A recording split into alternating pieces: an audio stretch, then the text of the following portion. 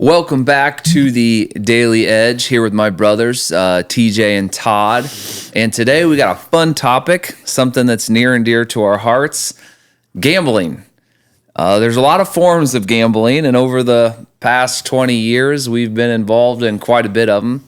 And man, we're going to talk about everything from online auctions. I mean, you can talk about eBays, you can talk about whatnot, you can talk about, there's the umpteen gambling platforms and betting on games, but a lot of good stuff here. This is for entertainment purposes as a disclaimer. And so which one of you guys wants to kick us off? And we'll go to the gambling expert himself while I do a few more research. I want to do we better a little go bit get of research. Dad. Yeah, I know, right? I'm glad you used the term expert as opposed to addict or whatever else. We'll kick it over to Todd real quick. I certainly have had my days. You know what the beautiful part about gambling is? There's one thing that I absolutely I think is wonderful about gambling. You mentioned entertainment. It is entertainment, and it's the only form of entertainment where you're not guaranteed to lose your money. If you go and do something, whatever it is, you could go to a concert or you could buy something or pay for something to watch something. You are guaranteed to have to give up your money in order to do that. It is literally costs money. It's a transaction. The fun part about gambling, and I'll just use Vegas in particular. If you're in Vegas, you literally can be entertained, which you're going to pay for anyway, right?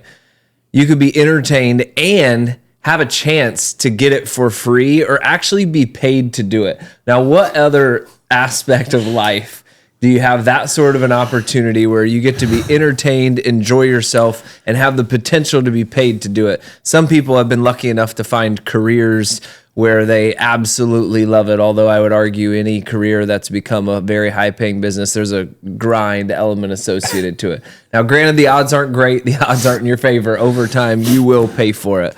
Let's not be ridiculous. But I think in any given instance, that's the beauty of gambling. Well, I think I want you to really drill down on that because most people don't have that perspective. To a lot of people, especially those that have done less of it or don't have the means to do it.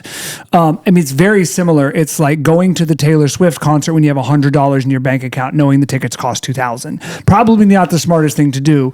Similarly, going into a casino or onto an online platform to make rent, probably not the best. So I think drilling down into this is a form of entertainment. This is what it's meant to be.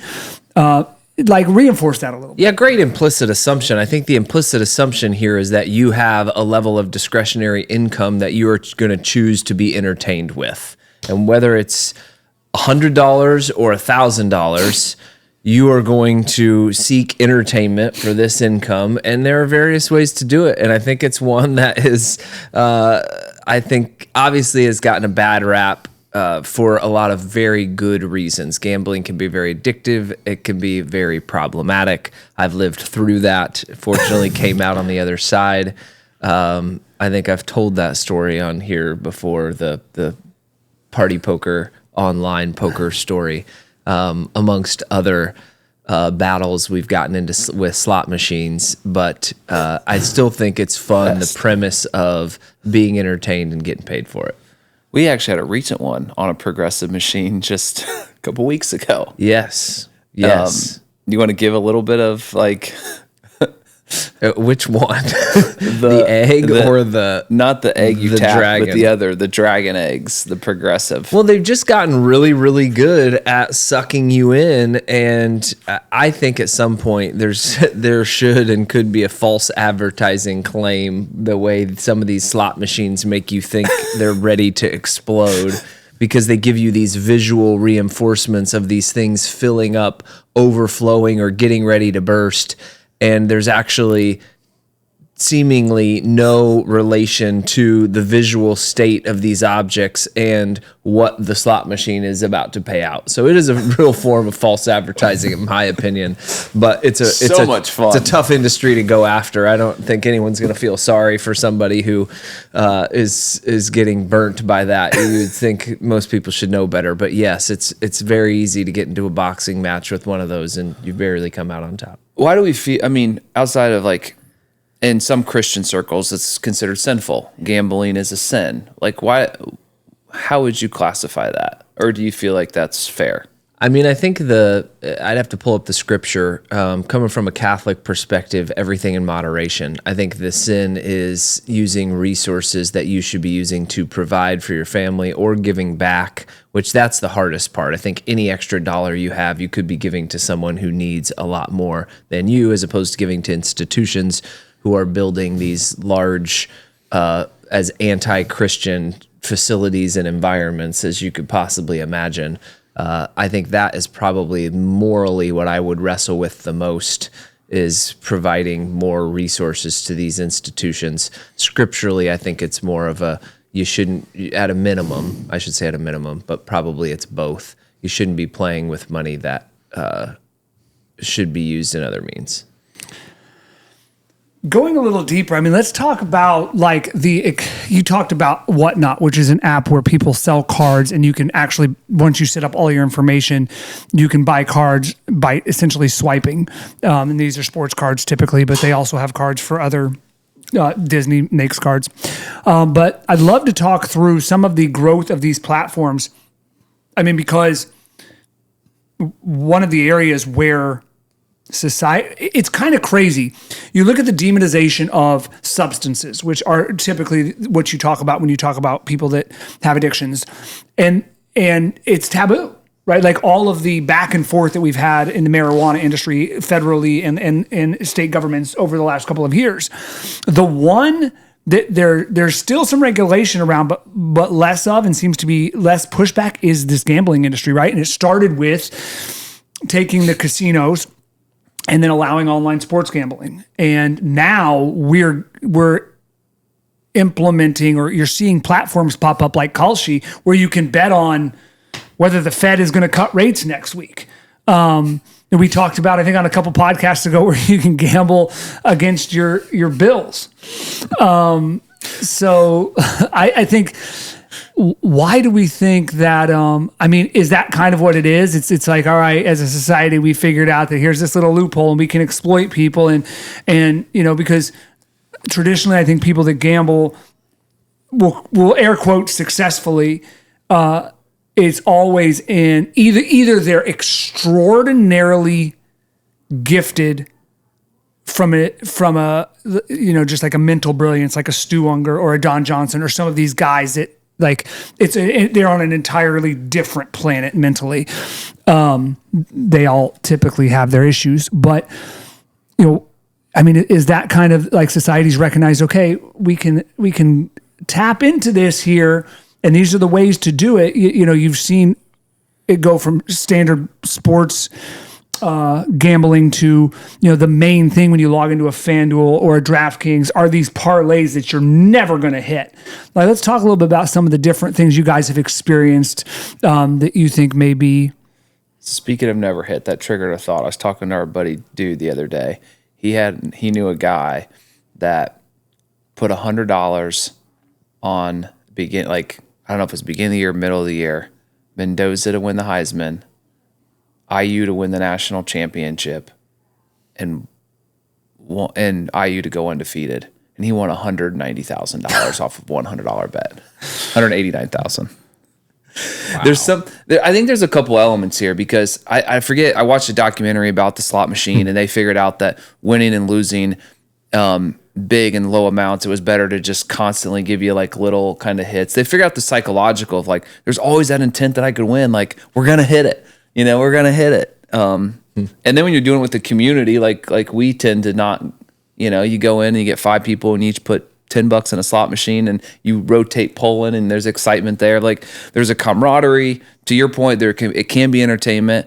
Now, if you're taking your whole paycheck and you drop it on the table and you're burning the whole week's, trying to make ends meet, but there's that, like, there's some things I would imagine in life where you just you don't feel like you've won. Like, I mean, if you go to your job all week and, you don't really love what you're doing and you're kind of in this spot where you're just kind of in the motions, this is your chance to win, to get ahead, to play the odds. And I think there's an excitement in that you can't get in a lot of different places. Now, granted, you generally have to spend a lot more, but if you can hit a 4-card flush and you're playing whatever, you can win hundreds of thousands of dollars.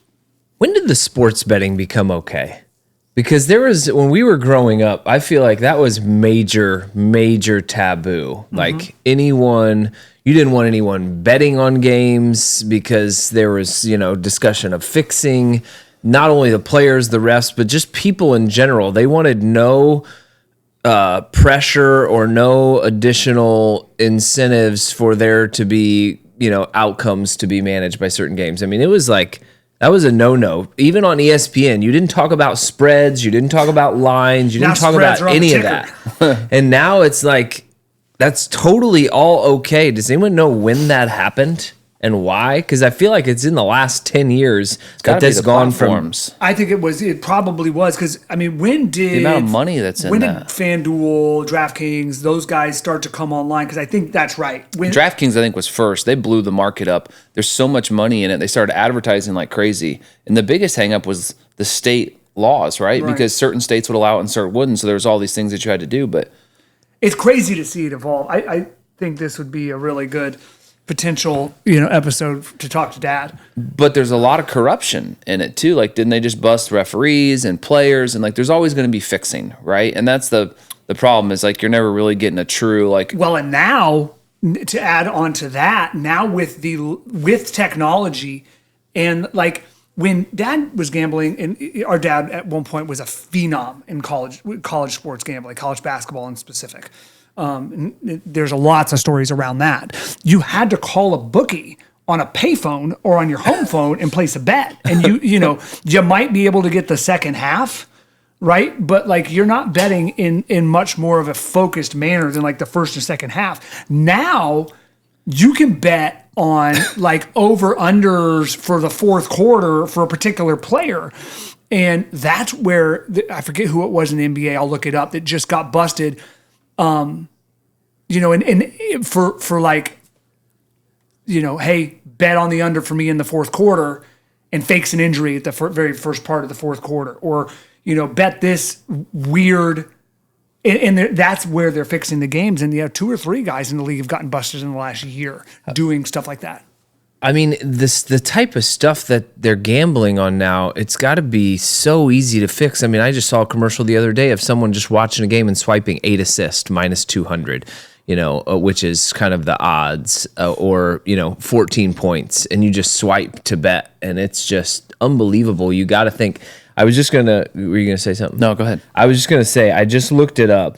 Apparently in 2018, in May of 2018, which is 8 years ago, the Supreme Court, there was a big decision, Murphy versus the NCAA, which essentially said the federal government could not stop states from legalizing sports betting by ordering them to keep it illegal. That seems to be, obviously it's been very gradual and build, but that seemed to be a tipping point that allowed this to become mainstream okay. Yeah, it's interesting. I think there is a very thin line between entertainment and addiction, and that's probably why it's got somewhat taboo. Is I'll take you back to college when I was trading currencies, and something I got into, and it's technical trading, and you'd watch these charts, and it would be like the USD versus the won, or USD versus Canada in the end, and there's this relational pair, and it moves 1/10,000th of a cent. So 1.0001, and it moves 1/10,000th of a cent, and it goes 24 hours a day and around the clock. And so what you could do is you could go buy in, and for that 1/10,000th of a cent, every move could be $1, could be $5, could be $50, depending on what you got in, and those would move hundreds. And then there's like analytical trading, there's Fibonacci, which is like this is what it's done, and if it does this, it's going to retrace, and then it's going to hit here and it's going to bounce. And I would go to seminars. I didn't sleep, man. Like, I was up checking that thing all the time because, man, every pip was $1 and you'd get in and out. We almost started a business. Yeah. FX Solutions. FX Solutions. I mean, we were in it deep and made some money for a while. And the people who really saw the trend long term, who are way probably beyond what we were doing, because we were doing technical trading at the time. But the adrenaline from that, it was off the charts. It was gambling. It was gambling, and it was like I remember getting up at 2, 3, 4 a.m. and just sitting there watching the pips. Like, and if I could just click 20 pips a day, and there's these certain things that happen, all I had to do, if I won 20 pips a day, then I'd be a millionaire. And I just had to get in and get out in this one moment and make this happen. Here's my question to you guys. Didn't work out. I'm always big on return on investment. If you were going to gamble, where do you get your most bang for your buck in terms of entertainment value while gambling? What for obviously I think there's a value to have being able to put forth less money and still get a similar level of entertainment. Where do you do it? Do you do sports betting? Do you bet on a game, put $5 on a game, and you get 2.5 hours of kind of a higher level of intensity as you're watching the outcome of that game? Do you go to a casino and do you play $5 blackjack? Like, if you had to invest your money in gambling, where do you get your biggest bang for your buck? I mean, I know where, for me, I bet really a couple times a year, and it's typically on the 3 big horse races. I don't mind Vegas, but I don't spend, there's a couple of reasons for me that Vegas isn't the greatest. Number one, when you're gambling on horse races, at least the way I do it, it's typically a single bet. I take each member of my family, they each pick a horse and they get their bet. And it's fixed. I find when I'm playing table games in Vegas, especially now, it's interesting the way it's evolved, and I'd be interested to get, again, like our dad's perspective on things and as it relates to traditional gambling. But like when we first went to Vegas, slot machines were a certain way, right? You had 3 reels and it was pretty easy to tell win, lose, or draw, right? For the most part. Now, it was a little bit of a barrier to entry when the digital slot machines came into play. But now we know, just look for the growing, like you said, the visuals of pots overflowing with. So now we understand those. But my point being was like there was a kind of a barrier to entry when you're leveling up from traditional slot machines to digital. And I found the same thing for me personally with table games. Again, when we started playing, and there's still some casinos around there, you could pay $3 to $5 a hand. Now, if you're playing somewhere like Bellagio or Wynn or somewhere, and it's the weekend at night, if you're playing blackjack and you split and then double down, you could be playing a $200 hand, and you're like, okay, maybe I don't want to play $200 a hand here, but you're kind of, then for me, all those extrinsic factors come into play, like losing face. Like, I don't want to be the broke guy at the table, even though that's so thinly veiled. It's like I find that I'm in situations in Vegas where I'm normally, I don't feel like I have the means to be playing $200 blackjack hands. And sometimes I can feel like I get sucked into those if I'm playing live games. So I'd like to do it at home in the comfort of my own home. Same with sports betting. I don't mind that. But again, in a scenario where I'm kind of in control and I can bet $10 or $20 and not feel like a buster. Here's something funny. You guys won't believe this, but I have never signed up, nor do I have access to any sports betting app. I've never FanDuel, never DraftKings. I've never done it, which is, if you know me, probably shocking. Where I've had the most fun is a couple years ago when Victor Wembanyama was a rookie. I got back into collecting cards, and I'm like a kid in a candy store. And it is a form of gambling, although I can argue, and I've had to with my wife a few times, that there's a tangible asset here. Buying boxes of cards, learning the card industry, whether it's sports cards, we've done some Disney, is wild. So you go to Walmart and there's got hanger boxes that are $40 and you're like, hope I get something really good. And then you realize like you're never going to get a signature in one of those. And then you got the mega boxes also sitting in Walmarts and Myers, and that's good. And you still very low odds. Well, come to find out, there's these things called hobby boxes that have all the good stuff in them. And they're another level. And then there's another level. And the excitement of ripping packs with your kids, we did that, and it's so much fun. Just you getting players, you're getting excited, and there's excitement.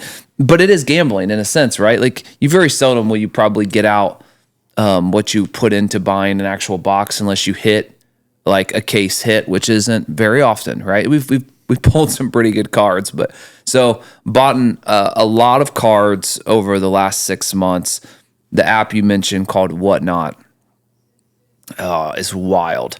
I was on the other night and a guy was, and so it's an auction site. Guy puts a card in front of the screen and then says go, and you can time it however you want. This guy particularly did 3 seconds.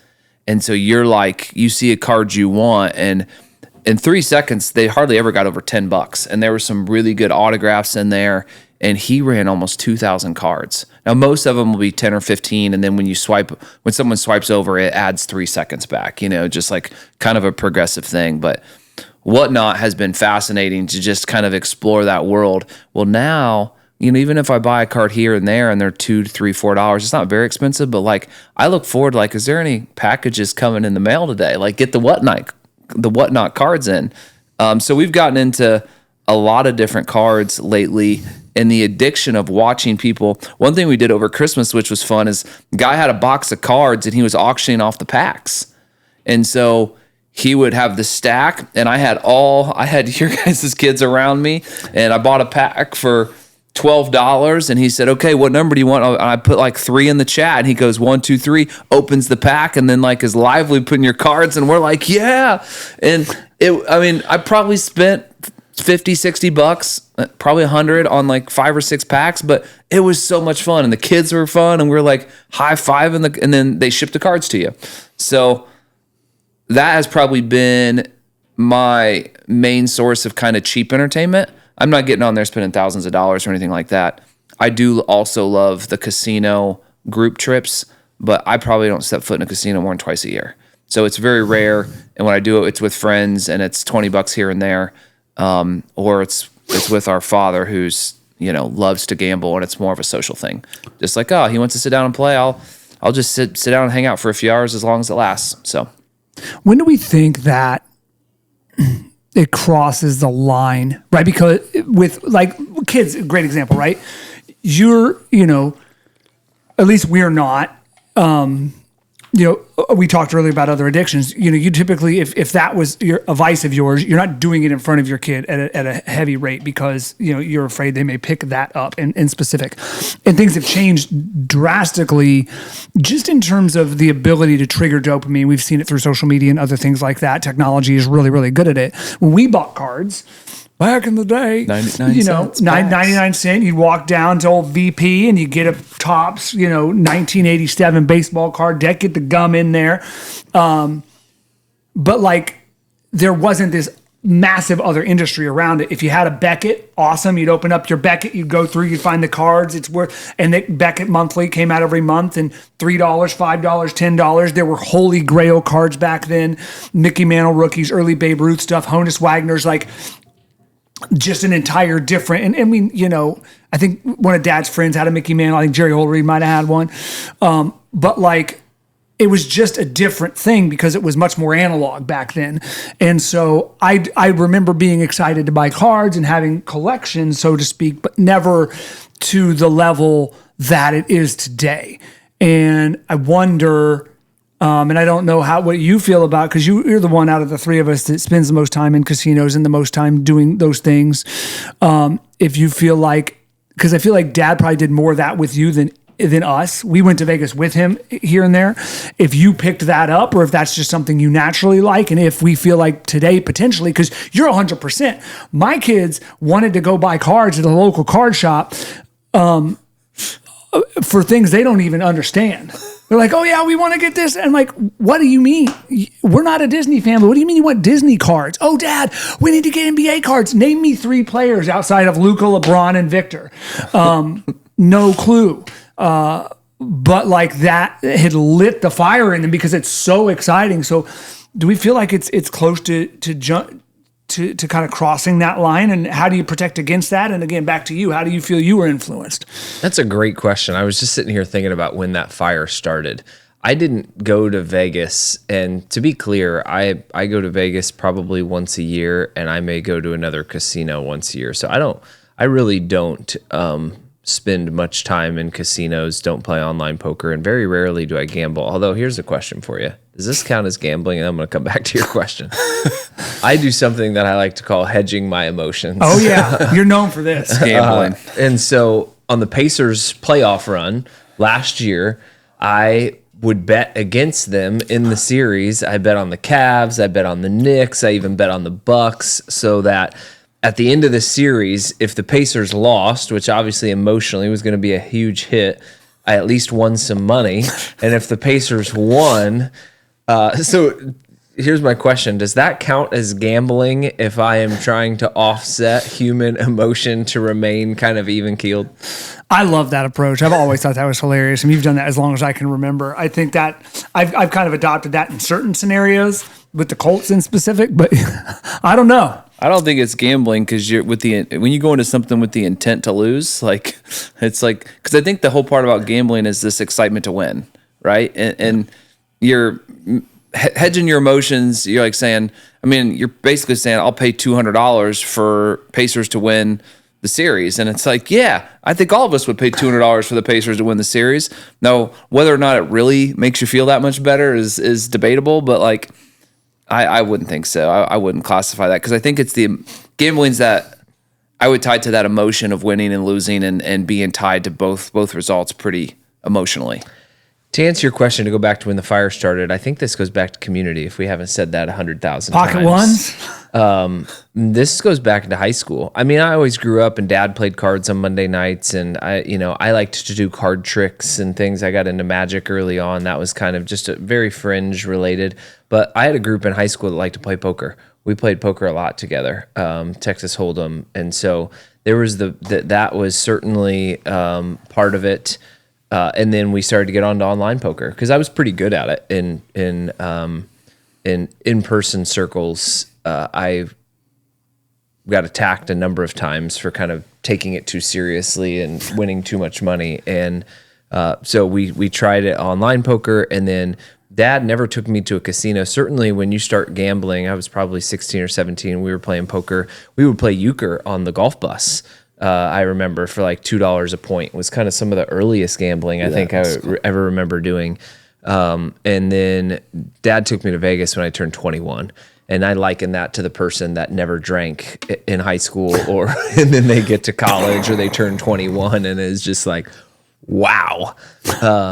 Now I've always had good self-discipline. So outside of that one party poker night, I've never, put myself in financial jeopardy or ever, dug into actual funds that were to be allocated somewhere else for gambling. But I would say a fire was lit probably at each of those few points, probably playing euchre into the poker with the friends. And then when I went to Vegas, that was a whole nother animal. So I think to your point and asking in terms of kids, they're watching, they're paying attention. And I think anything that you kind of introduce them to that can give that dopamine, they're going to latch on to that. Now, for me, I really don't, outside of cards, we've done a little bit of the card stuff, whatnot.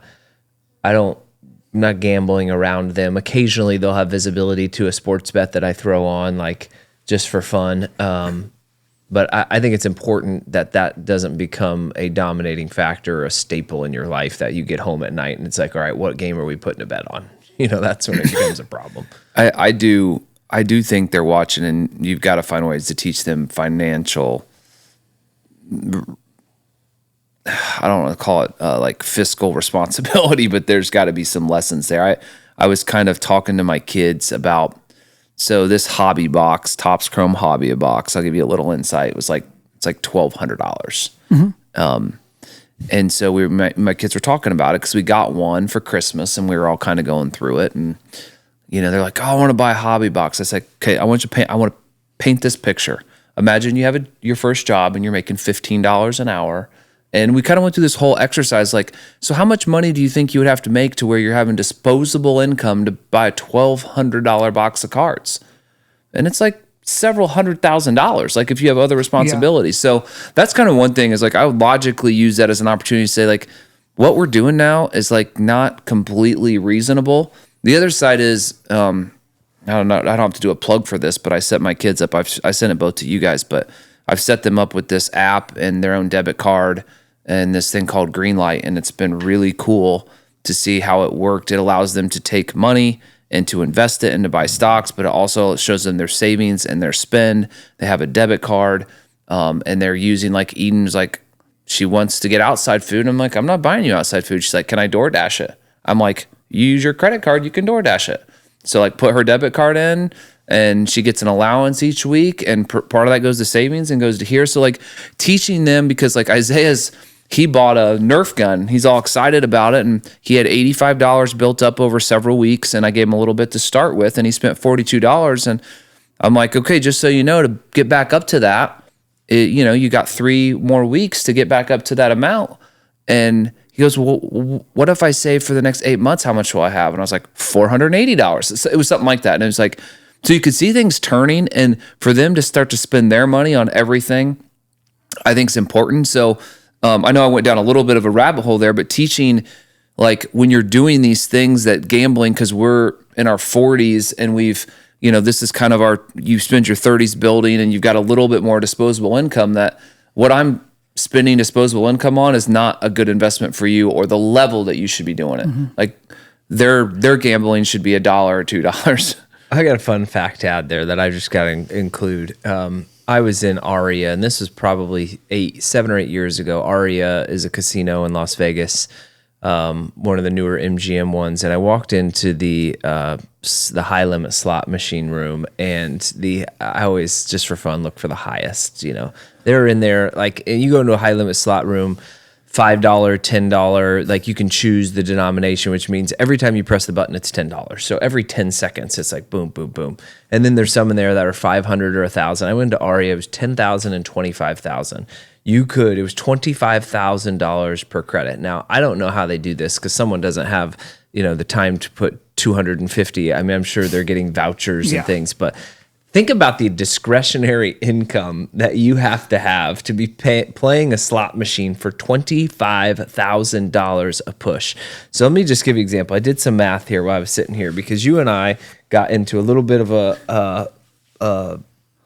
I don't know what you want to call it, altercation with a slot machine in Vegas last year. And we had a machine that every time we pushed it was 75 cents. We were playing a quarter, 75 cents.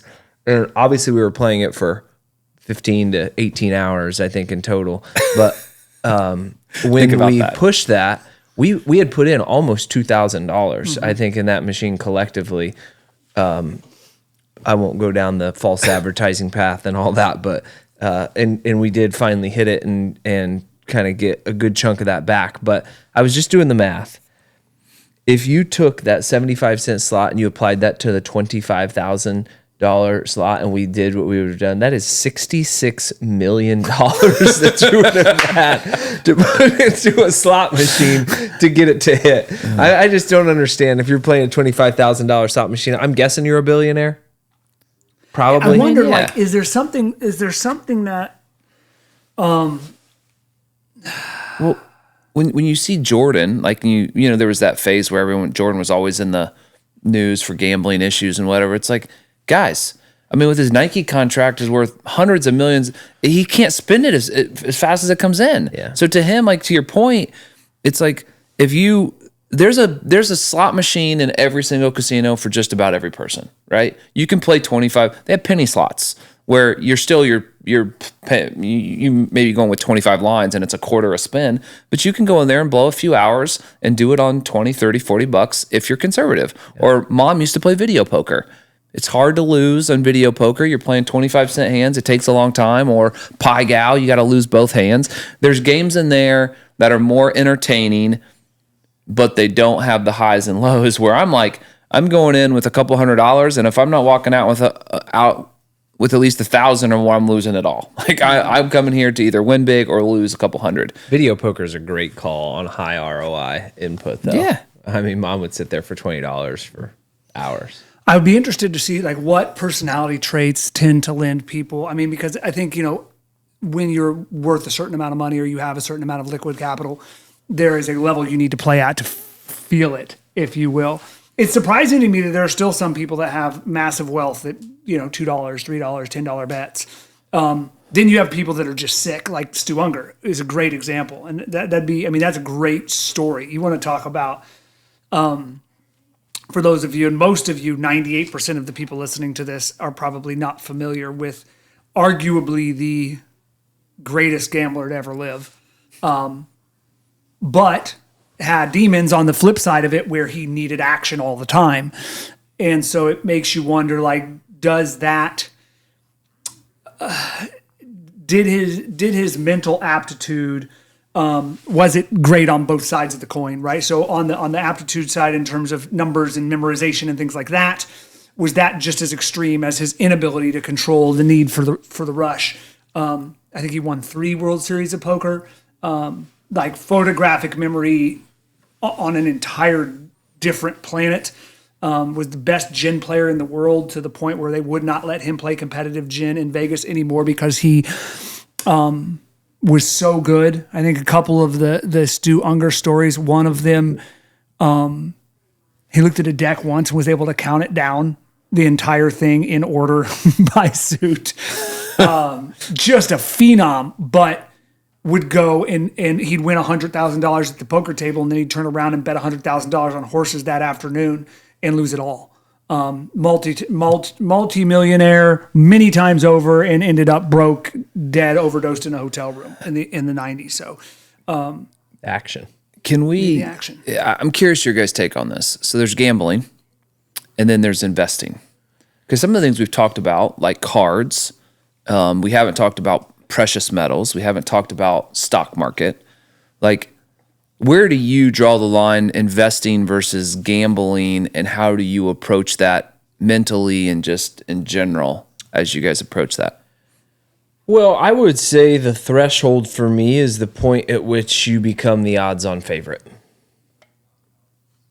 Tell me So more. any game in the casino, the odds are set out for you to lose. Now, you can win. But they put the clamps on that. Like, there are certain people that are worth certain amounts of money that can move the needle that they won't let play. Sure. Right. But even at that, no matter what game you play, They have odds. they have odds. Right. 1%, 2%, 5%, 10%, you are scheduled to lose. When you look at a stock market, you are the odds suggest you are going to make money over time. Now, could there be a black swan event and the market not only crash, but the market just completely poof? I guess. Like, I think there's some doomsdayers out there that's never happened before, but technically it could, because it's not a tangible thing. I would say, to me, you have to have a clear advantage for it to be an investment, and that for the clear advantage, you give things up, right? Like, if you're betting on the stock market, if you put a $10 on a blackjack table and you win the hand, you get 100% return in 30 seconds. Okay. Yeah. To get 100% return in the stock market takes you 7 years. Right. So you're giving up the ability to win quickly and win a lot to win more often. So that's how I would classify that. I don't know if that's right or wrong. That's just my perspective. And as you could, for bonds, which are even more sure, you're making 3 or 4%. It takes you 15 years to double your money, but the history shows the chances of you actually making that money are 99.9%. Do you feel like the stock market is such let's say it's so entrenched in American economics that it's kind of this cyclical thing, like you said? It's never happened where there's been this scenario where it's never rebounded and never continued. Because you hear a lot, and I've taken a different perspective on this as of recent, when you hear people talking about the economy from a negative perspective, especially the larger companies. They always demonize stockholders. You hear that a lot. Oh, yeah, well, they just need to make money. They don't care about the customer. They're doing this for the stockholders. When in all reality, a large majority of people who have jobs where they have 401ks are the exact stockholders that a lot of times, like, you're demonizing yourself talking. But, is it kind of like real estate for the most part, where if it fails in a large capacity and never rebounds, like that significantly, if all of a sudden real estate just halves and never comes back, like there's so much money parked in these stocks or in these investments, can it fail? I mean, there are certain stocks that can fail, right? But once you hit the level of whatever it is, I'm glad you brought up certain stocks. Certainly, there are a lot of preventative measures, and we've seen that in the past where the government would step in and do about everything they possibly could to prevent the collapse of those sorts of things.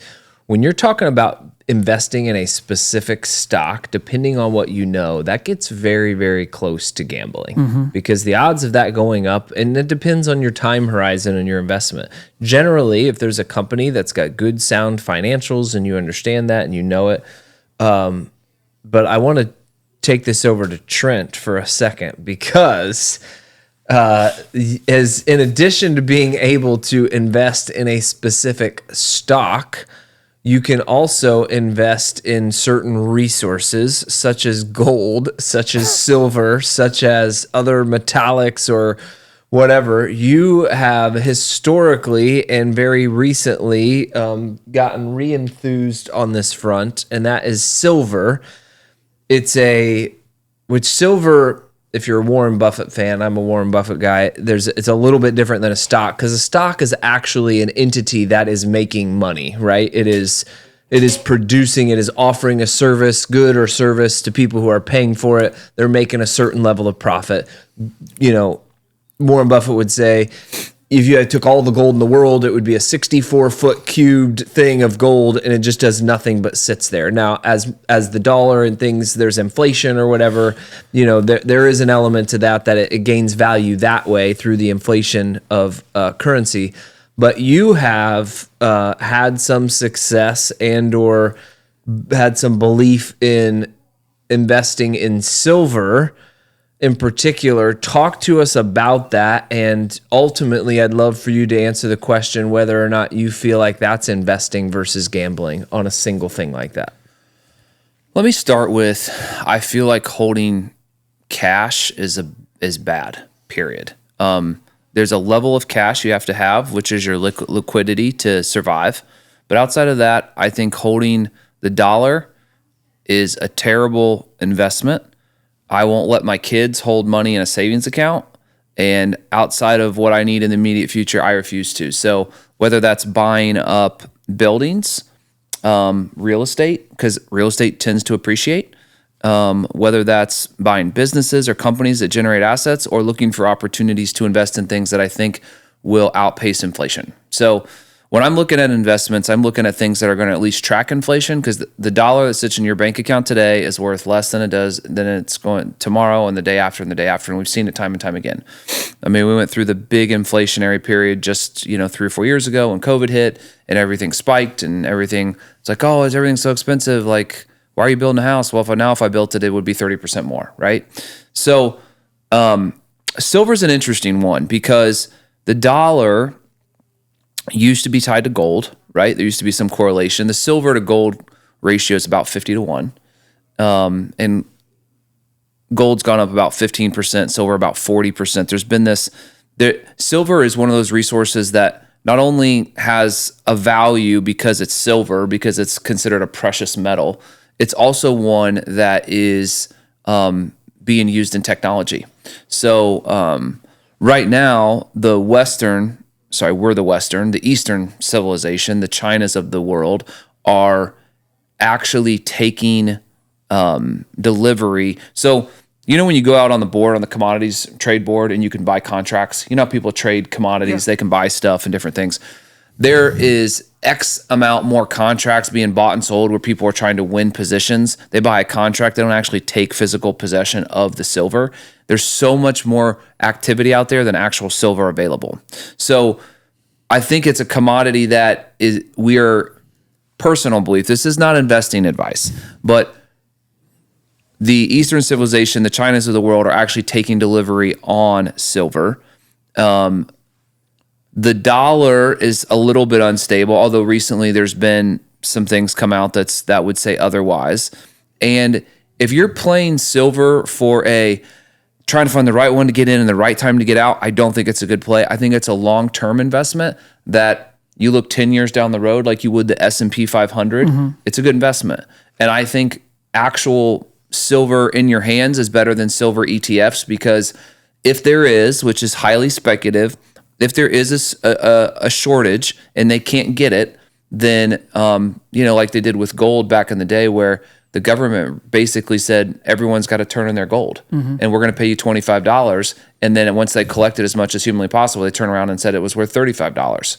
So there's there is speculation in there, but I do know there's batteries that use silver. There's a new battery coming out that's heavily used. I do know it's in solar panels and chips, and so it's a commodity that's also being used faster than we're mining it. And hypothetically, the hypothesis is, and this isn't always perfect, that all of that known information is typically built into the prices of these resources, right? So like that's publicly available knowledge, and you have institutions who are paid billions of dollars to be on, the cutting edge of when that information is released and make buying and selling. So for a general investing American, the hypothesis is that all of that information is available and is not necessarily information that's going to suggest, as you put, especially it's whether or not it's going to go up or down tomorrow. But certainly what I hear you say is if you're trying to pick whether or not silver is going to go up or down tomorrow, that's more gambling. If you feel like over a long time horizon, you would say it's more of an investment.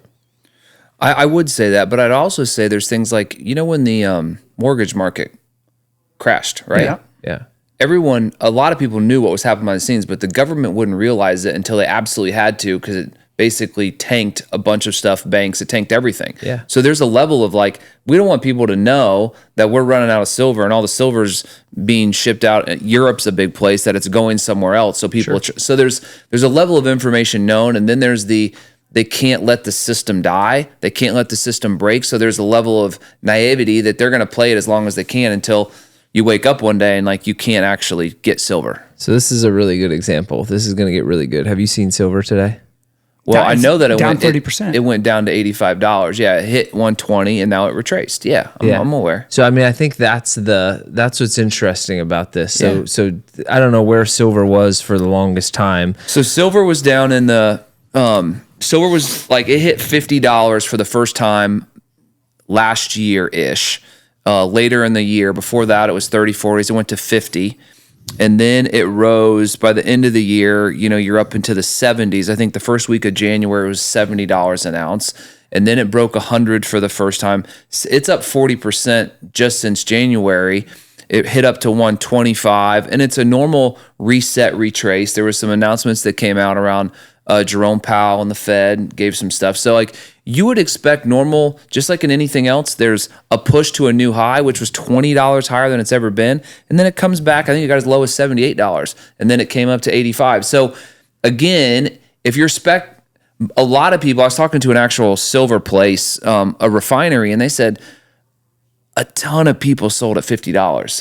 $50 was a steal. I remember when I used to play Bitcoin, I bought Bitcoin at $3,000 a coin. What is it now?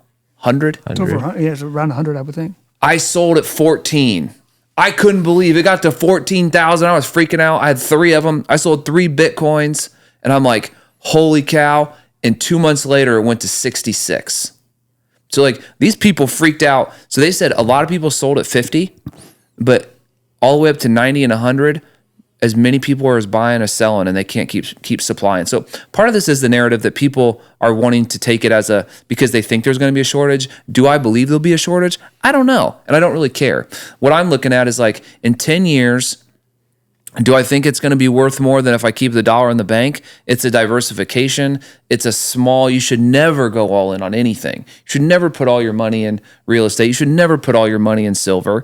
And you should just make good decisions based on the information you follow. So in my lifetime, I've done that with currency trading, and I would tell you that I didn't win. I've done that with Bitcoin. I probably broke even because I got back in and out, and I was doing a lot of that. So it just depends on your strategy. And if you're trying to if my goal was to get it to 150 and then sell out, well, no, I'd like to see silver go to $500. I don't know. I'm going to shift the conversation a little bit away from gambling with money. I saw a documentary the other day. You guys probably saw the documentary of Alex Honnold. Yep. So Alex it was a live stream. free solo. If you've seen that documentary, he free soloed a basically a half concrete block that's basically straight up called El Capitan in Yellowstone. Yellowstone. Yep. And just recently, in the last month or so, he climbed the Taipei 101. Taipei 101 in Taiwan, which is a 1,700-foot skyscraper Building. in Taiwan. Solo. Solo, with harness. no ropes, no harness, no anything. You want to talk about gambling? I mean, we talked at the start of this just about gambling is risk, right? It is about risking something, and we've obviously been talking the bulk of this about gambling with money. And obviously for Alex, who is the best climber of all time, I think you could probably say that. The best soloist of all time. Best soloist of all time.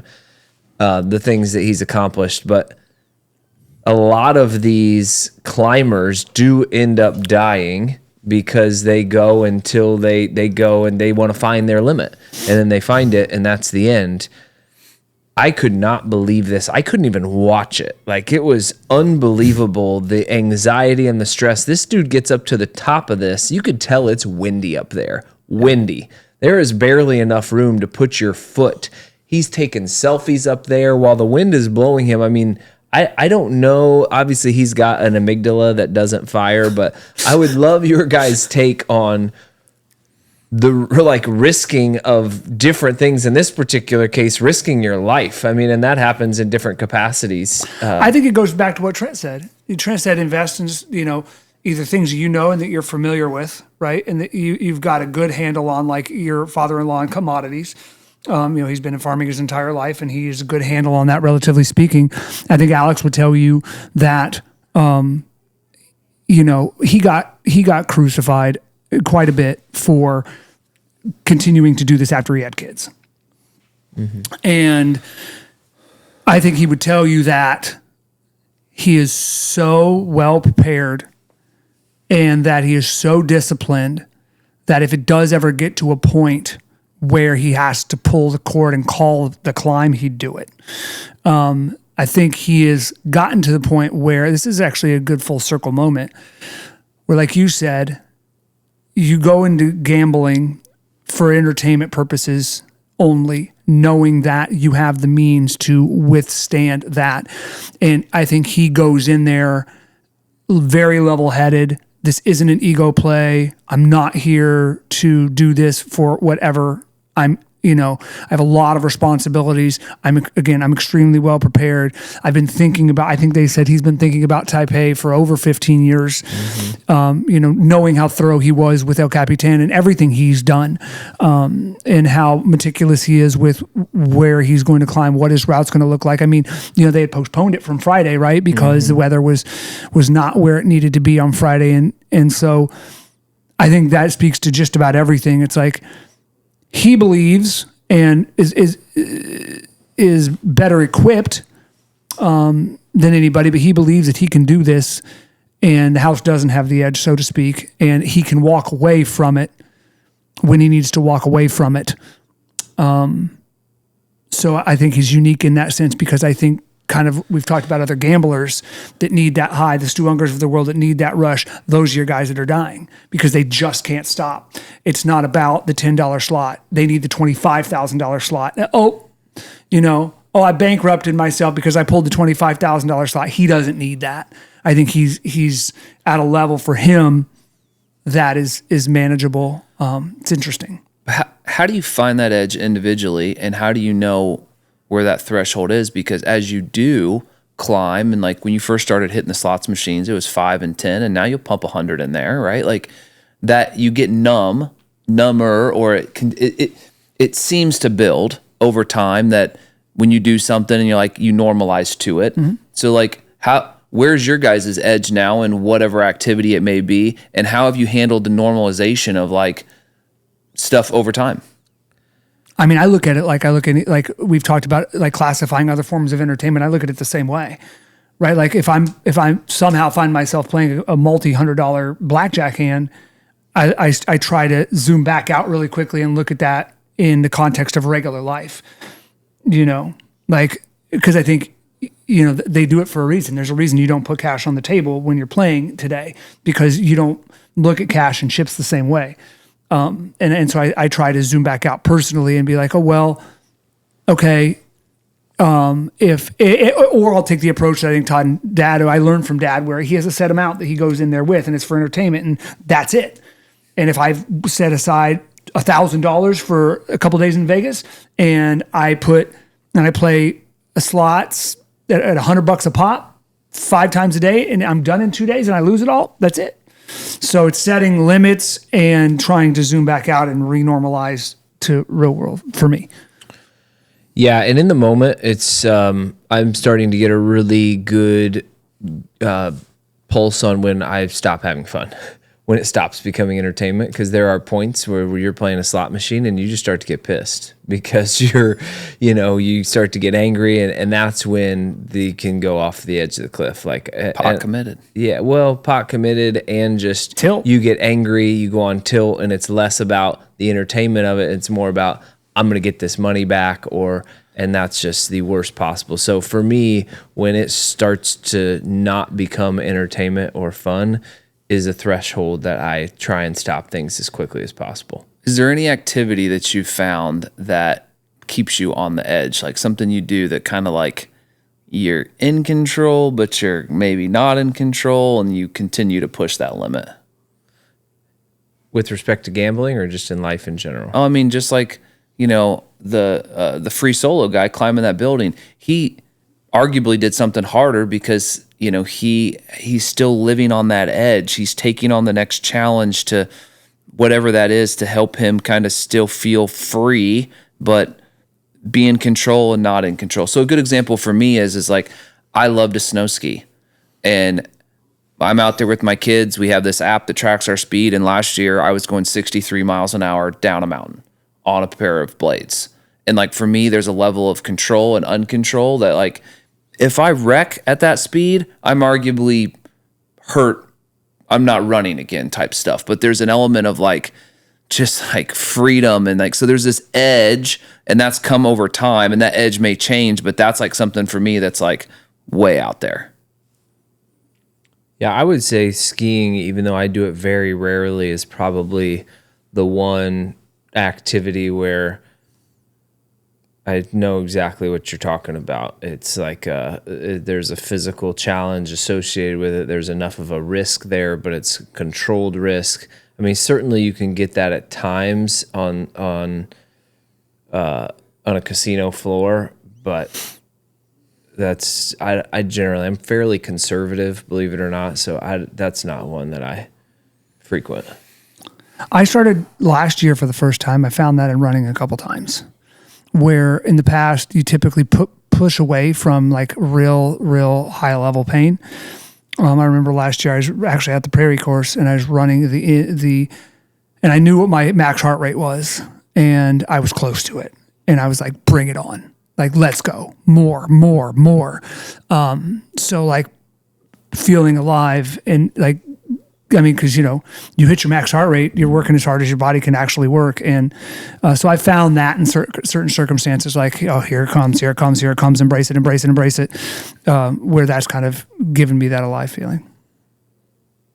One random thought I was going to throw out there, and this might be a little controversial, but one of the odd benefits that I have found in Vegas, and I've spoken to this, or any sort of gambling that I've done, I've spoken to this, is it devalues money for me in a really great way. I am pretty structured and very budget conscious and things, to where I can obsess over dollars. When I go to buy stuff, I'm looking for the best value.